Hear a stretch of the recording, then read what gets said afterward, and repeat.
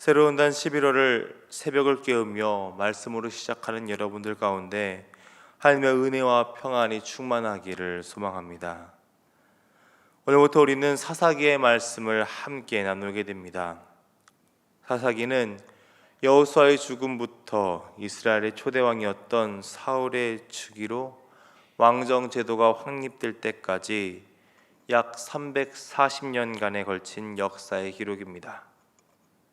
모세와 여호수아를 잇는 이스라엘 지도자 대신 사사들이 등장하게 됩니다. 사사는 이스라엘 백성이 이방 나라들에 의해 고통과 압제를 받고 있을 때 그 어려움에서 건져내기 위해 하나님께서 세우신 사람들입니다. 이들은 어려움의 시기에는 군사적인 역할로, 평화의 시기에는 재판관으로서 이스라엘을 다스리게 됩니다. 사사기를 묵상하면서 우리가 계속해서 보게 될 것은 이스라엘의 불순종입니다. 그런 불순종으로 인해 이스라엘은 심판을 받게 됩니다. 그리고 하나님께 부르짖죠. 이스라엘 백성의 부르짖음에 신실하신 하나님께서는 응답하시고 사사를 세워 구원하십니다. 그래서 살만해지면 이스라엘은 또다시 불순종합니다. 그리고 이런 악순환이 계속해서 반복되게 됩니다. 그리고 사사기 말씀을 통해 우리가 보게 되는 다른 것은 모세나 여호수아와 같이 뛰어난 지도자가 아닌 사람들을 보게 됩니다. 평범하다 못해 오히려 흠이 있는 사람들이 나타납니다. 그런 흠 있는 사람들을 사사로 세우시며 구원의 역사를 이루어 가시는 하나님의 역사를 또한 반복해서 보게 됩니다. 이렇게 반복되는 역사를 통해 사사기는 분명한 메시지를 전달합니다. 앞으로 계속해서 사사기를 묵상하며 나아갈 때에 사사기를 통해 오늘 우리에게 말씀하시는 하나님의 음성을 듣고 우리의 삶을 하나님께서 원하시는 복된 삶으로 맞춰가는 은혜의 시간들이 되시기를 바랍니다. 오늘 말씀은 여호수아의 죽음으로 시작됩니다. 1절의 말씀을 보면 여호수아가 죽은 후라고 기록하고 있습니다. 가나안 땅에 도착한 이스라엘 백성은 가나안 정복 전쟁을 하게 됩니다. 하나님의 인도하심으로 승리를 거두며 계속해서 분배받은 땅을 점령해 나갑니다. 그런데 문제가 생깁니다. 아직 가나안 땅에는 정복하지 못한 땅과 부족들이 남아 있습니다. 근데 민족의 지도자인 여호수아가 죽습니다. 위기의 상황입니다. 어떻게 해야 할까요? 그 답이 1절 하반부에 기록되어 있습니다. 이스라엘 자손이 여호와께 여쭈어 이르되 우리 가운데 누가 먼저 올라가서 가나안 족속과 싸우리이까? 이스라엘 백성은 여호와께 나아갑니다. 여호수아가 죽기 전 이스라엘 백성과 여호수아는 세겜에서 언약을 맺습니다. 그때 백성들은 이렇게 언약을 맺습니다. 여호수아 24장 24절의 말씀입니다. 백성이 여호수아에게 말하되 우리 하나님 여호와를 우리가 섬기고 그의 목소리를 우리가 청종하리이다 하는지라. 이스라엘 백성들은 자신의 다짐과 같이 하나님께서 자신들을 다스리는 분이심을 인정하며 이 위기의 순간에 하나님께 나아갑니다. 그리고 앞으로의 길을 하나님께 묻습니다. 이런 이스라엘 백성에게 하나님께서는 2절로 답하십니다. 여호와께서 이르시되 유다가 올라갈지니라 보라 내가 이 땅을 그의 손에 넘겨주었노라 하시니라. 하나님께서는 유다에게 올라갈 것을 명령하십니다. 그리고 승리를 약속해 주십니다. 그런데 이 승리의 약속을 잘 살펴보면 과거형으로 기록된 것을 볼 수 있습니다. 그의 손에 넘겨지게 될 것이 아닌 그의 손에 넘겨주었다 라고 하십니다. 전쟁을 하기도 전에 이미 결과가 나와 있는 것입니다. 이 세상의 모든 것이 다 하나님의 주권 아래 있고 그것을 이루시는 하나님께서 앞서서 이미 그것을 행하셨다는 것을 이 말씀을 통해서 보여주고 있는 것입니다. 이렇게 명령을 받은 유다는 3절과 같이 행동하게 됩니다. 유다가 그의 형제 시므온에게 이르되 내가 제비뽑아 얻은 땅에 나와 함께 올라가서 가나안 족속과 싸우자. 그리하면 나도 내가 제비 뽑아 얻은 땅에 함께 가리라 하니 이에 시몬이 그와 함께 가니라. 유다는 시몬에게 함께 전쟁에 나가자고 합니다. 이번에 나와 함께 가면 나도 너와 함께 싸우겠다고 이야기합니다. 함께 받은 승리의 약속이 있는데 시몬에게 협조를 구하고 있습니다. 불순종의 모습일까요? 아닙니다. 여호수아 19장 9절을 보면 시몬 자손이 분배받은 땅은 유다 자손의 땅 가운데 있음을 볼 수 있습니다. 민수기에 게시된 자손의 수를 비교해봐도 시몬은 20세 이상의 수가 22,200명으로 이스라엘 백성 중 가장 작은 수를 가졌습니다. 반면에 유다는 가장 많은 수를 가졌죠. 76,500명으로 시몬보다 3배 이상이 많았습니다. 유다가 시몬에게 협력을 구한 것은 형제를 사랑하는 마음에서 나온 것입니다.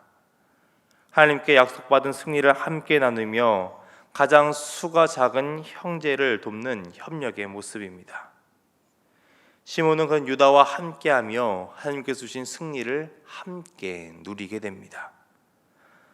4절부터 10절의 말씀을 보면 하나님께서 주신 승리의 약속이 그들의 삶에 실현되는 것을 보게 됩니다.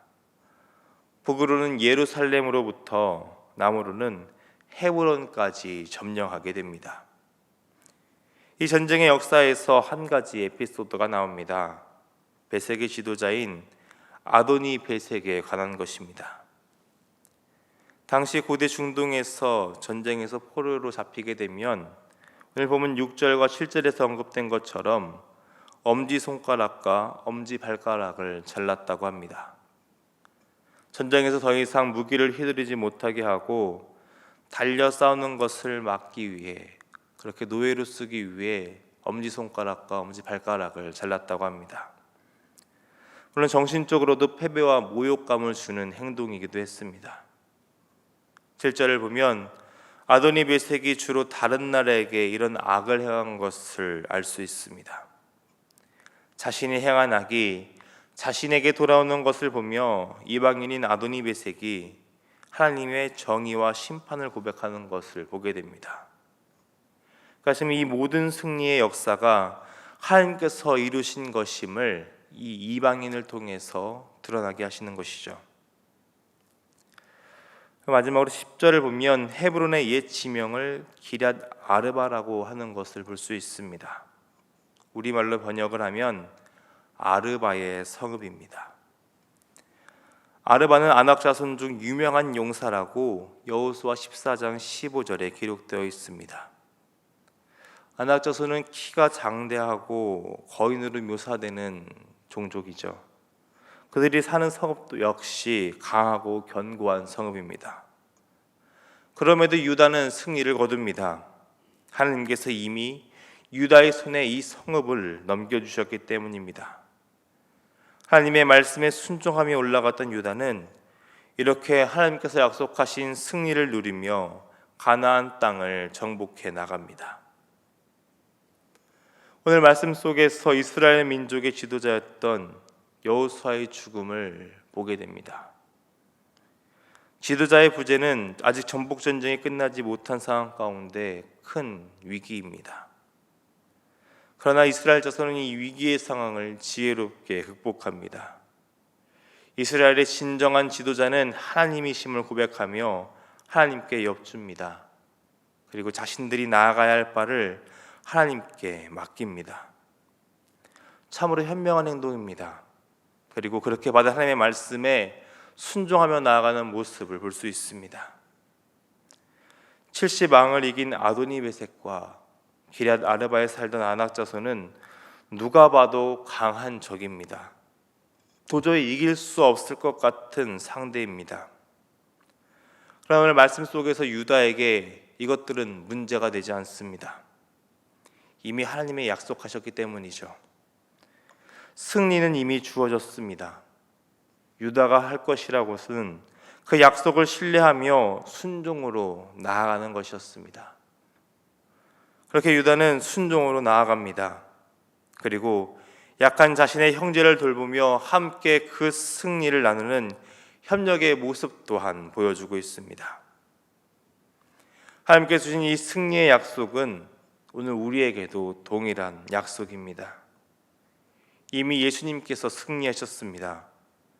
죄와 사망의 권세를 이기시고 우리를 하나님의 자녀로 생명을 누리는 자로 살게 하셨습니다. 우리 아버지 되시는 하나님을 신뢰함으로 나아가는 이번 11월 달이 되시기를 바랍니다. 우리의 삶의 진정한 주인이 되시며 항상 선한 길로 인도하시는 하나님의 말씀에 순종으로 나아가는 믿음의 사람들이 되시기를 바랍니다.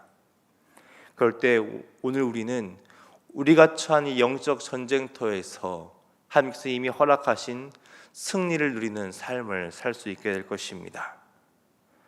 또한 이 믿음의 길을 걸어갈 때 사랑하는 형제와 자매를 돌보며 서로 힘이 되어주고 돕는 사랑의 사람들이 되시기를 바랍니다. 그렇게 우리의 삶의 주인 되시는 하나님께 묻고 하나님께서 인도하시는 길을 순종으로 걸으며 우리가 처한 영적 전쟁터 가운데 승리를 누리는 믿음의 사람들이 되시기를 주님의 이름으로 축원합니다. 기도하겠습니다. 우리의 삶의 참된 주인이 되시는 하나님 아버지, 오늘 우리가 처한 문제와 어려움 가운데 우리를 인도하시고 지키시는 하나님의 사랑에 감사를 드립니다.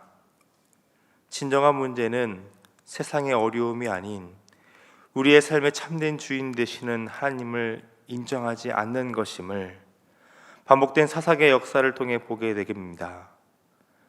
우리가 우리의 삶의 주인 되려는 불순종의 길을 걷지 않도록 항상 우리의 마음을 지켜주옵소서. 유다와 같이 하나님의 말씀에 순종하며 신뢰로 올라가는 믿음을 허락하여 주옵소서. 연약한 형제와 자매를 도우며 주님께서 베푸신 믿음의 길을 순종으로 걷는 믿음의 사람이 되도록 주여 우리들을 붙잡아 주옵소서. 11월 한 달도 이렇게 믿음의 삶을 살기를 소망합니다. 앞서가시는 하나님을 신뢰하며 삶의 모든 것을 주께 묻고 말씀의 순종으로 걸어가는 복된 삶이 되게 하여 주옵소서. 사랑이 많으신 우리 주님 예수님의 이름으로 기도드립니다. 아멘.